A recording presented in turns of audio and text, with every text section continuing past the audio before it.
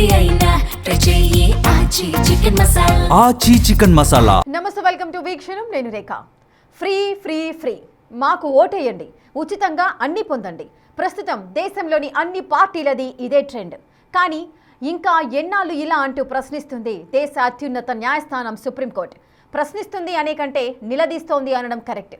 అసలు సమాజం ఎటుపోతోంది, ఈ పార్టీలు దేశాన్ని ఏం చేయాలనుకుంటున్నారు అని కడిగి పరిసింది. ఇంతకీ సుప్రీంకోర్టు ఇంతలా రియాక్ట్ అవ్వడానికి రీజన్స్ ఏంటి?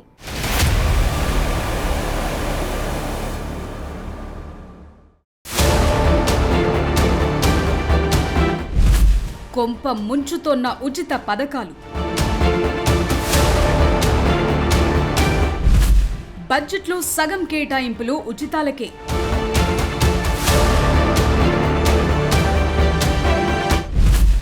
ఇదే కొనసాగితే కష్టమంటున్న సుప్రీంకోర్టు.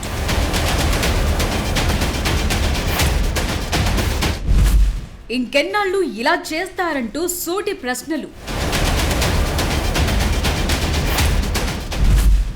ఉచితం అభివృద్ధికి ఆటంకం కాదా అని ప్రశ్నలు.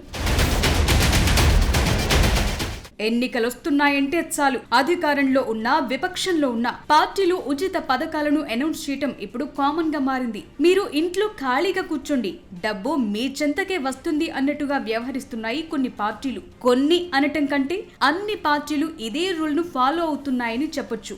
సరిగ్గా ఇదే పాయింట్ ను రేజ్ చేసింది దేశ అత్యున్నత న్యాయస్థానం. తమిళనాడుకు సంబంధించిన పిటిషన్ పై విచారణ జరిపే సమయంలో కీలక వ్యాఖ్యలు చేసింది సుప్రీంకోర్టు. ఆర్థిక స్తోమత ఉందా లేదా అనేది కూడా చూడకుండా అడిగిన వారికి అడగని వారికి కనీస విచక్షణ లేకుండా ఇలా పథకాల పేరుతో డబ్బులను పంచుకుంటూ పోతే దేశాభివృద్ధి జరిగేది ఎలా అని ప్రశ్నించింది సుప్రీంకోర్టు. సరిగ్గా ఎన్నికల ముందే కొత్త ఉచిత పథకాలను ప్రకటించి ప్రజల అకౌంట్స్ లోకి నేరుగా డబ్బును ట్రాన్స్ఫర్ చేయటాన్ని ఏమనాలి? ఇలా చేస్తే ప్రజలు పనులు చేస్తారా అని సూటిగా ప్రశ్నించింది సుప్రీంకోర్టు. అసలు ఈ కల్చర్ ని ఎందుకు మనం ప్రోత్సహిస్తున్నాం? విద్యుత్ బిల్లులు, లోన్స్ చెల్లించే సామర్థ్యం ఉన్నవారికి లేని వారికి మధ్య తేడాలను గుర్తిస్తున్నారా? అవసరమైన వారికి ఇవ్వటంలో తప్పు లేదు, కానీ అవసరం లేని వారికి కూడా ఇవ్వటాన్ని ఎలా చూడాలి? సర్ప్లస్ స్టేట్ అయినా కూడా ఆ డబ్బును డెవలప్మెంట్ కోసం రోడ్లు, హాస్పిటల్, స్కూల్స్ ను డెవలప్ చేయడానికి ఖర్చు చేయొచ్చు కదా. దానికి బదులు ఉచితంగా తిండి, బట్టలు పంచితే ఎలా అంటూ నిలదీసింది. ప్రజలకు నేరుగా సంపాదించుకునే మార్గాన్ని సూచించాలి. వారి గౌరవాన్ని కాపాడుకునేలా ఉపాధి కల్పించే మార్గాలను చూడాలి. అంతేకాని ఉచిత ఆహారం, ఉచిత గ్యాస్, ఉచిత విద్యుత్ ఇస్తూ నేరుగా అకౌంట్స్ లోకి డబ్బులు వేస్తే ఇక పని చేయాల్సిన అవసరం ఏముంటుంది? ఇది భవిష్యత్తును ప్రమాదంలోకి నెట్టడం కాదా అనేది సుప్రీంకోర్టు ప్రశ్న. నిజానికి సుప్రీంకోర్టు వ్యాఖ్యలను గమనిస్తే ఇక్కడ మనకు కొన్ని విషయాలు క్లియర్ కట్ గా అర్థమవుతున్నాయి. సుప్రీంకోర్టు ఎక్కడా ఉచిత పథకాలను పూర్తిగా వ్యతిరేకించడం లేదు, కానీ ఆ పథకాల అమలులో ఉన్న లోపాలను మాత్రం ప్రశ్నిస్తోంది. నిజానికి చాలా రాష్ట్రాల బడ్జెట్లను పరిశీలిస్తే ఈ ఉచితాల కోసం భారీగా అప్పులను చేస్తున్నాయి. వాటిని చెల్లించేందుకు కొత్త అప్పులను చేస్తున్నాయి. ఇది ఫినాన్షియల్ డిజాస్టర్ వైపు రాష్ట్రాన్ని నడిపిస్తోంది.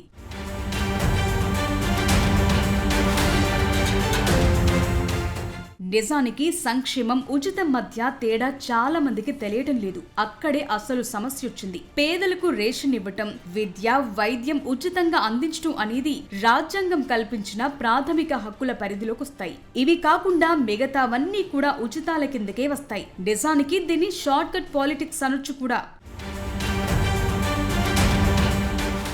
ఉచిత పథకాలపై సుప్రీంకోర్టు ఇలా సీరియస్ అవ్వటం ఇదే తొలిసారి కాదు. ఏ రాష్ట్రంలో ఎన్నికలొచ్చినా ఆ ఎన్నికల ముందు పార్టీలు ప్రజలను హెచ్చరిస్తూ ఇలాంటి వ్యాఖ్యలు చేస్తూనే ఉంటుంది అత్యున్నత న్యాయస్థానం. కానీ ఏ పార్టీ కూడా వీటిని పట్టించుకున్న పాపాన పోలేదు అన్నది కఠోర వాస్తవం. పార్టీలు కూడా ఎన్నికల మేనిఫెస్టోలో ఇచ్చే హామీలకు, వాటి అమలుకయ్యే ఖర్చుకు సంబంధించి ఎలాంటి లెక్కలు వేసుకోవు.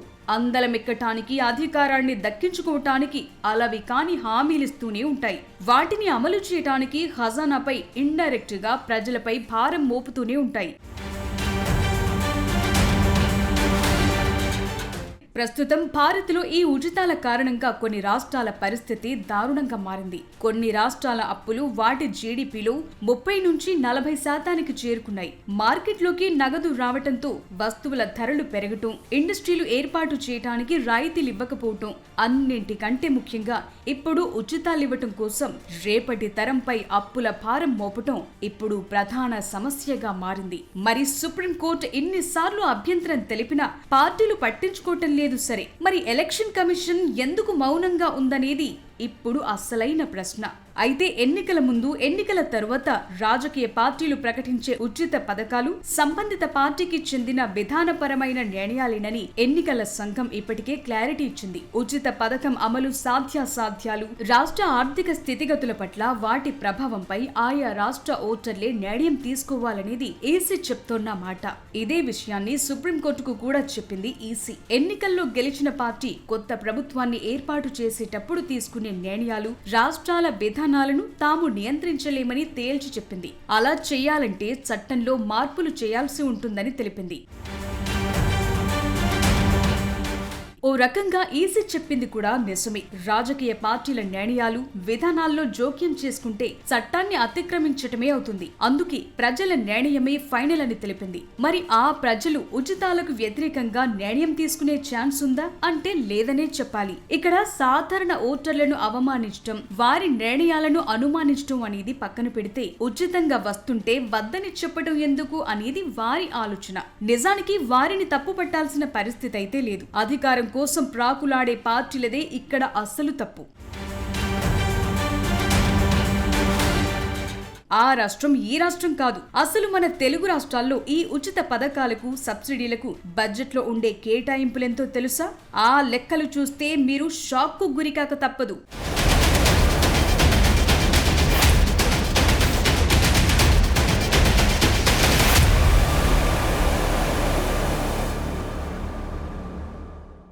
ఏపీ, తెలంగాణ చాలా వేగంగా అభివృద్ధి చెందుతున్న రాష్ట్రాల్లో ఎప్పుడూ ముందుంటాయి. కానీ ఈ రెండు తెలుగు రాష్ట్రాలు ఉచితాల విషయంలో కూడా అంతే ముందున్నాయి. ఎంతలా అంటే బడ్జెట్లో ఉచితాల కోసం ఈ రాష్ట్రాల కేటాయింపులు చూస్తే మీకు మైండ్ బ్లాంక్ అవ్వడం తప్పదు. ఇంతకీ ఈ లెక్కలేంటి? ఈ కేటాయింపుల వల్ల పడే ఇంపాక్ట్ ఏంటి?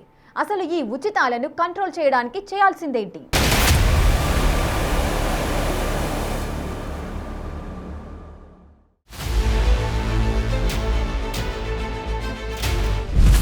ఉచితాలకే పోతున్న సగం బడ్జెట్.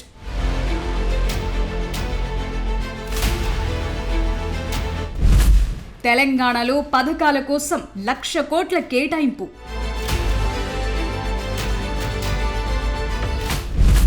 ఏపీ బడ్జెట్లో 43% అప్పులు పథకాలకే.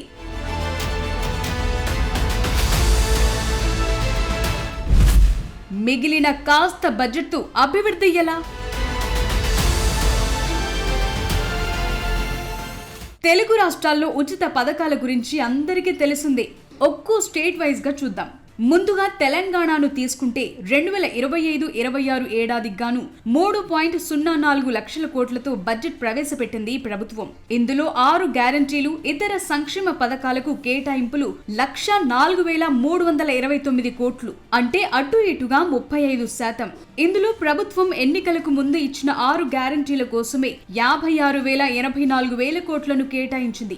ఇందులో రైతు భరోసా, చేయూత, ఇందిరమ్మ ఇళ్లు, మహిళలకు ఆర్టీసీలో ఉచిత ప్రయాణం, గృహజ్యోతి, గ్యాస్ సిలిండర్ పై సబ్సిడీ, ఇందిరమ్మ ఆత్మీయ భరోసా వంటి పథకాలున్నాయి. ఇక ఏపీ విషయానికొస్తే 2026-27 బడ్జెట్ను 3.48 లక్షల కోట్ల రూపాయల అంచనా వ్యయంతో రూపొందించారు. ఈ బడ్జెట్లో ప్రధానంగా సూపర్ 6 హామీల అమలు, సంక్షేమానికి భారీగా కేటాయింపులు చేశారు. ఓవరాల్ గా చూస్తే బడ్జెట్లో 18% అప్పులు కట్టడానికి, 17% సంక్షేమానికి, జీతభత్యాలు, పెన్షన్లకే 8%. ఈ మూడింటికే 43% నిధులను కేటాయించారు. ఇక మిగిలింది కేవలం 57% మాత్రమే. మరి ఈ డబ్బుతో చేయగలిగే అభివృద్ధి ఎంత అనేది ఇప్పుడు ఓ చిక్కు ప్రశ్న. 2 తెలుగు రాష్ట్రాల్లో అనేక ఉచిత హామీలున్నాయి. సూపర్ 6 6 గ్యారంటీల పేరుతో ఉచిత పథకాల వర్షాన్ని కురిపించాయి. దీంతో రాష్ట్రాల అప్పుల ఊబిలోకి తీసుకువెళుతున్నారు. కొన్నిసార్లు తెలుగు రాష్ట్రాల సీఎంలు ఓపెన్ గానే కొన్ని విషయాలను చెప్తున్నారు. కొత్తగా అప్పు పుట్టే పరిస్థితులు లేవని, ఎక్కడికి వెళ్లినా నమ్మటం లేదంటున్నారు. కానీ మళ్లీ అవే ఉచిత పథకాల కోసం వేల కోట్ల ప్రజాధనాన్ని కేటాయించక తప్పని పరిస్థితి ఉంది. ముందు ముందు ఈ అప్పులు భవిష్యత్ తరాల వారికి ఓ గుదిబండగా మారటం ఖాయం. మరి సంక్షేమ పథకాలు నిజంగా వృధానా అంటే కాదని చెప్పాలి. ఎందుకంటే విద్య, వైద్యం, రోడ్లు వంటి వాటికి ప్రభుత్వం నిధులు కేటాయించాలి. వాటి వల్ల ఉపాధి అవకాశాలు పెరుగుతాయి. పేదలకు విద్య అందుతుంది, అవసరమైన వారికి వైద్యం అందుతుంది.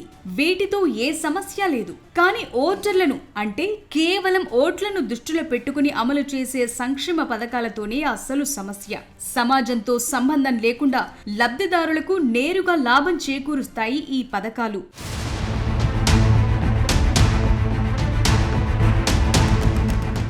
ఉచిత పథకాలు ఎక్కువైతే ఎంత ప్రమాదమో వెనజుయేలా పెద్ద ఎగ్జాంపుల్ అని చెప్పొచ్చు. ప్రపంచంలో అత్యధిక చమురు నిల్వలున్న వెనజుయేలా సంక్షేమ పథకాల పేరిట లెక్కకు మించి ఖర్చు చేసింది. దీంతో దివాళా తీయాల్సిన పరిస్థితి నెలకొంది. తీవ్ర ఆర్థిక సంక్షోభంలో కూరుకుపోయింది. ఒక్కసారి ఒక దేశం కానీ రాష్ట్రం కానీ ఆర్థిక సంక్షోభంలో కూరుకుందంటే అక్కడ అస్థిరత, అనిశ్చితి మొదలవుతుంది.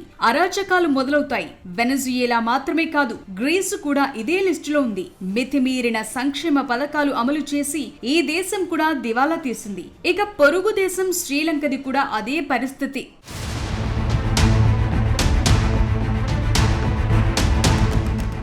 నిజమైన సంక్షేమం అంటే కేవలం అర్హతను చూడకుండా డబ్బును పంచిపెట్టడం కాదు. నిజమైన అర్హులను గుర్తించి వారికి అవసరమైన ఆసరా ఇవ్వటం. చేపలను నేరుగా చేతికి అందించడం కాదు, చేపలను ఎలా పట్టాలో నేర్పించాలి అంటారు మేధావులు. సుప్రీంకోర్టు కూడా అదే చెప్తోంది. సంక్షేమ పథకాలను కేవలం అత్యంత వెనుకబడిన వర్గాలకు, దివ్యాంగులకు, వృద్ధులకు పరిమితం చేసి మిగిలిన ప్రజాధనాన్ని విద్య, వైద్యం, పరిశ్రమలు, మౌలిక వసతుల కల్పనకు వెచ్చించాలని చెప్తోంది. కానీ ఇండియాలో అది సాధ్యమవుతుందా? అధికారం కోసం దేనికైనా రెడీ అనేలా పార్టీలు వ్యవహరిస్తున్నాయి. చట్టం అనుమతించకపోవడంతో ఎలక్షన్ కమిషన్ చేతులు కూడా కట్టేసినట్లయింది. ఇప్పటికైనా దీనికనుగుణంగా చట్టాలు మారాలి. నిజానికి రాజకీయ పార్టీలకు సంబంధించి సంస్కరణలు తీసుకురావాలంటూ 2016 డిసెంబర్లో కేంద్ర ప్రభుత్వానికి 47 ప్రతిపాదనలు చేసింది ఎలక్షన్ కమిషన్. పార్టీల రిజిస్ట్రేషన్, డీరిజిస్ట్రేషన్ ను క్రమబద్ధం చేసేందుకు వీలుగా అవసరమైన ఉత్తర్వులు ఇవ్వాలంటూ కేంద్ర న్యాయశాఖకు సిఫారసు కూడా చేసింది. కానీ దాన్ని పట్టించుకున్న పాపాన పోలేదు. ఇప్పటికైనా చట్టంలో దీనికనుగుణంగా మార్పులు చేయాలి. అన్ని రాజకీయ పార్టీలు కలిసికట్టుగా ఒక జాతీయ విధానాన్ని రూపొందించుకుని ఓట్ల కోసం ఉచితాలు అనే ధోరణిని పక్కన పెట్టాలి. అప్పుడే భారతదేశానికి అసలైన మంచి రోజులు వచ్చినట్లు లెక్క.